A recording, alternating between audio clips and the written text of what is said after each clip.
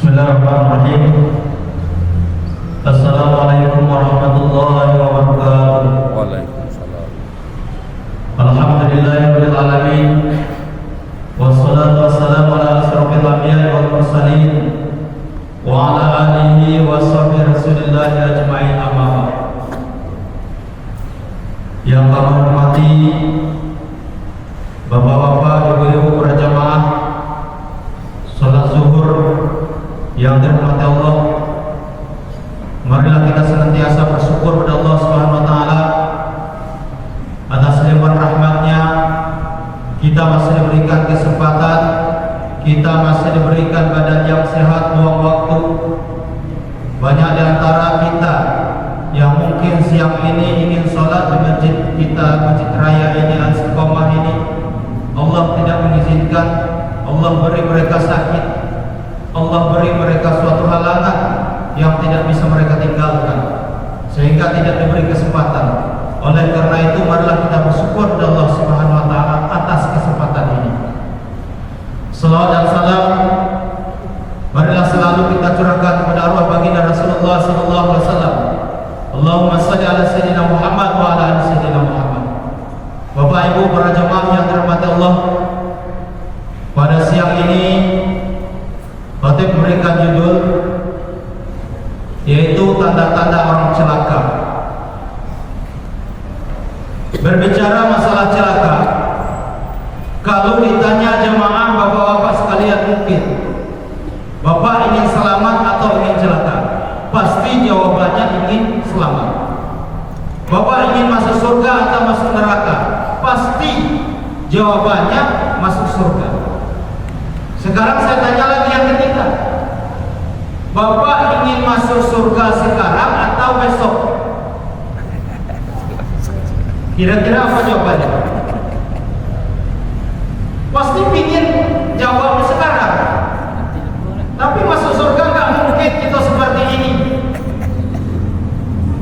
Karena orang masuk surga itu mau tak mau mesti mati dulu.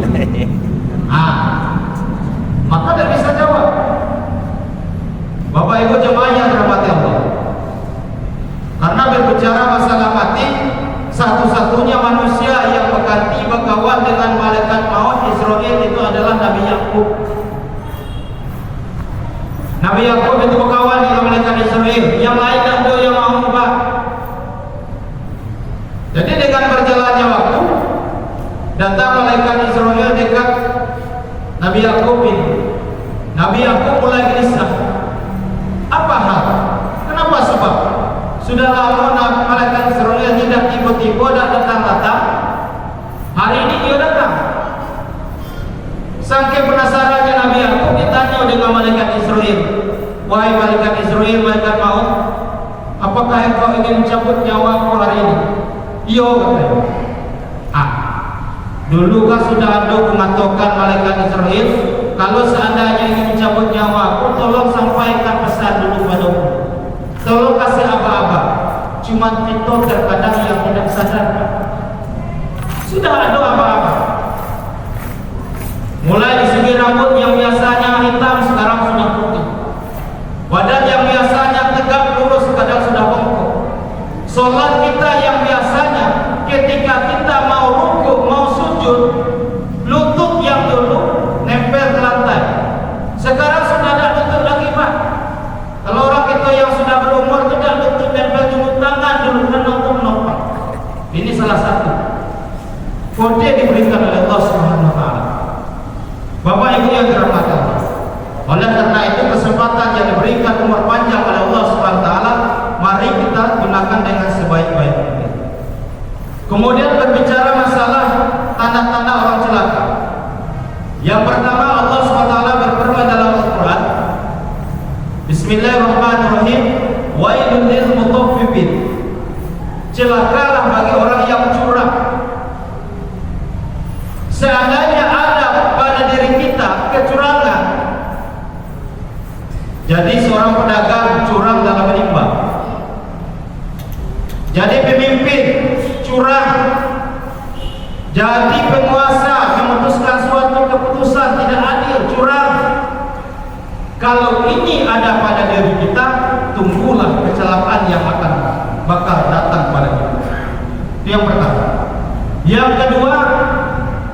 orang celaka, wailun likulli humazatin lumazah.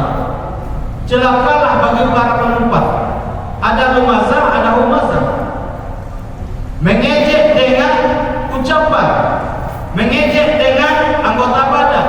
Contoh, dengan ucapan, dengan perkataan kita mengejek saudara kita yang lain, mengumpat dia. Dengan anggota badan, ada orang cacat misalkan, kita tirukan gaya jalan kita seperti orang itu. Ini berarti kalau ada tanda-tanda ini sama diri kita, berarti itu kita termasuk orang-orang yang celaka. Ini yang kedua. Yang ketiga, tanda orang yang celaka yaitu allazi jama'a ma'lahu wa addan, yang menumpuk-numpuk harta. Artinya apa? Setiap hari waktunya habis untuk mencari harta kekayaan. Mereka tidak pedulikan kewajiban kepada Allah Subhanahu wa taala. Setiap hari, pagi, siang, malam, sore, dia sibuk mencari harta, menumpuk-numpuk harta. Harta ditumpuk dengan sebanyak-banyaknya. Sedekah tidak mau, zakat tidak dikeluarkan. Kalau ini yang terjadi pada diri kita, berarti ada tanda celaka yang ketiga pada diri kita. Sudah banyak harta, ada di antara kita yang sombong. Karena biasanya orang yang banyak harta ini seolah-olah dunia milik mereka. Allazi jama'a ma'lahu wa addadah, yang menumpuk-numpuk harta, yang sabu anna ma'lahu aqladah. Biasanya orang yang menumpuk harta sebanyak-banyaknya, kebanyakan, dia menyangka, dia mengira hartanya bisa membuat dia kekal. Kalla la yubazanna fil hutamah, tidak, mereka akan dilempar ke dalam neraka hutamah. Wa ma adraka ma hutamah, dan tahukah kamu itu neraka hutamah? Narullahil muqaddah, yaitu api yang menyala-nyala. Bapak Ibu yang dirahmati Allah, karena berbicara masalah harta, Abdurrahman bin Auf itu orang kaya, sahabat Rasulullah. Saking banyaknya harta, bingung mau dimanakan hartanya. Setiap dia jualan di pasar dagangan selalu laris, sehingga dia bingung hartanya mau dimanakan. Akhirnya supaya hartanya tidak bertambah, Pak, dia jualan kurma busuk. Kurma busuk yang dijual di pasar, supaya tidak laku jualannya. Biarkan orang lain membeli barangan yang lain. Tapi karena Allah mengizinkan, pas hari pasar itu dia jualan kurma busuk, ada orang yang mencari kurma busuk di hari itu. Akhirnya apa? Walaupun kurma busuk yang dia beli laku laris, habis semua kurma busuk yang dia jual. Ini atas izin Allah Subhanahu wa taala. Bapak Ibu yang dirahmati Allah. Kemudian yang keempat, wailul lil musallin, celakalah bagi orang yang salat. Artinya orang yang lalai. Terkadang lalai di segi waktu, terkadang memang tidak salat sama sekali. Terkadang dia rajin salat, dia rajin ibadah, dari bacaannya sudah salah. Ini yang sering terjadi Bapak Ibu.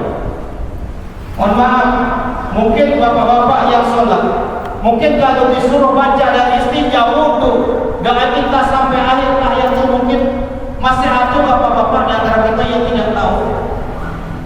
Kenapa? Terkadang kami wudu asal kami wudu, rukun wudu dah tahu, yang mengatakan wudu dah tahu, apalagi rukun salat yang banyak 13. Bapak Ibu yang dirahmati Allah. Oleh karena itu, selagi kita masih diberi umur panjang oleh Allah, jangan sampai tanda-tanda orang celaka ada pada diri kita, yaitu curang dalam timbangan, curang dalam menentukan keputusan, kemudian curang, celaka, mengumpat orang, mengejek orang, lalai dalam sholat, sibuk dihabiskan waktu untuk menumpuk-numpuk harta. Mari kita bersama-sama kita jauhkan tanda-tanda orang celaka ini. Bapak Ibu yang dirahmati Allah, demikian yang dapat kami sampaikan. Diberi kurang mohon maaf. Wassalamualaikum warahmatullahi